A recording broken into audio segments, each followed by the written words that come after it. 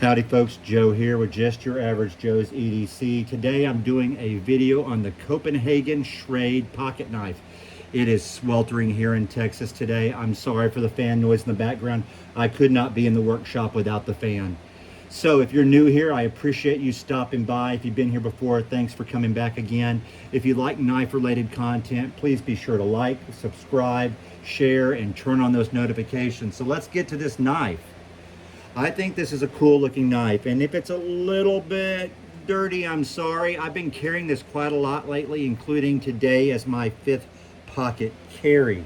Now, this knife was produced by Schrade for Copenhagen as an advertising knife in the 80s and 90s. It is their dog leg jack. It's also called the COP for Copenhagen, COP12, or the C12 OT. The OT obviously refers to old timer. Now you're going to notice a few things about this knife right away. First of all, tobacco manufacturers can no longer do this. I mean, I'm not a smoker. I don't care one way or the other, but it just seems kind of silly that this was taken away from them, but whatever. Tobacco manufacturers can no longer make this type of advertising product. So that's the first thing. The second is Schrade hasn't produced anything in America since 2004. The third, when you look at it, is it's on basically an old-timer pattern.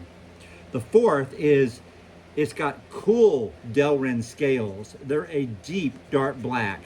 It's got these brass bolsters and shield, but they are almost gold in appearance, and it looks super cool.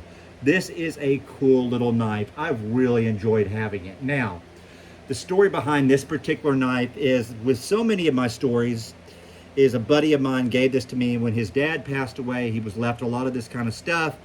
He knows how much I like knives. He gave this to me. I'm very grateful. Thank you again, pal. When I got it, it was pretty rusty, pretty nasty. Had a lot of rust on the blades, a lot of nastiness in the channel. I spent a lot of time cleaning it up and making it a good usable pocket knife.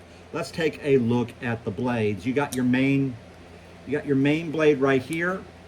Let me get that tang stamp up so you can see it. You're going to see that it reads Schrade Cope USA. So Schrade Copenhagen USA. I think that's pretty cool. Again, not a tobacco user, but it is a cool tang stamp. Look at the shield, Copenhagen. Let me get that close so you can see it. That's very cool. That is a cool looking shield. I'm using the word cool a lot. I can't help it. This is a cool knife.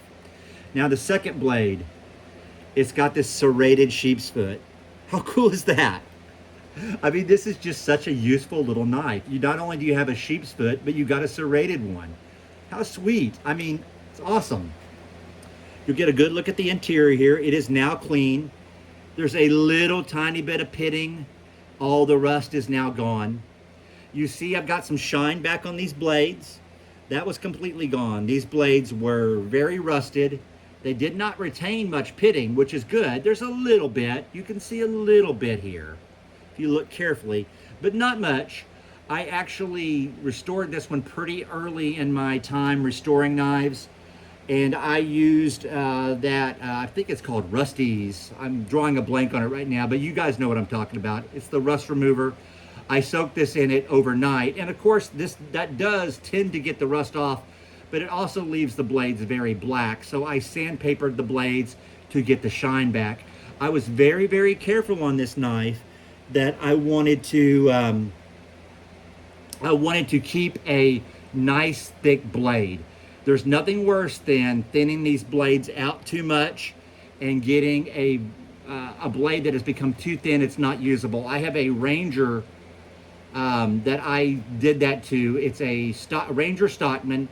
And it was just so badly rusted, in such bad shape. I kept fooling with the blade, until what happened? I made it too darn thin. Now, the secondary blades, the spay blade and the sheep's foot are just fine on that knife, but it's the main blade I made too thin. I tried to cut a zip tie with the blade on that Ranger the other day, and I bent the blade. I had to take it out here to the workshop and pound it back down with the anvil, and it basically has just become like a fingernail cleaner on that blade. It's just too darn thin for anything else.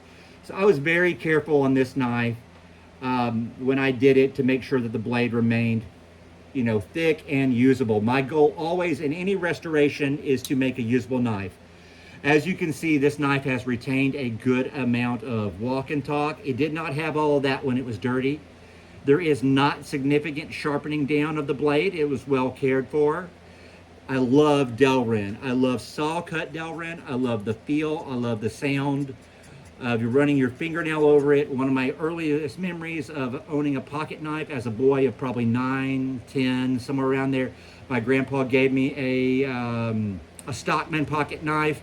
I want to say it was an Imperial with saw cut Delrin handles, and I just sat there and did this all day. It would just be in my hand fidgeting. I'm not a huge fidgeter these days, but I love some saw cut Delrin. I love the colors on this knife. It's got sort of a New Orleans Saint look to it. Now, I'm a Cowboys fan, but hey, you know, if you look at this knife, it does look like the Saints uniform. Nothing wrong with it. It is a good look. There's a reason why they adopted that uniform. The back is super solid. The springs look great. No pitting or anything there. Honestly, I just love this little knife. I wish I had all three variants of it. There was a Stockman and there was a Trapper variant. I think I'm going to hunt down the other two. I mean, those have got to be must-haves for my collection. It's just such a cool little knife. Having all three of them would be like such a neat little thing to my collection, and then being able to maybe carry all three one day and do a video on them, I think that would be super special. Hey, I appreciate you stopping in.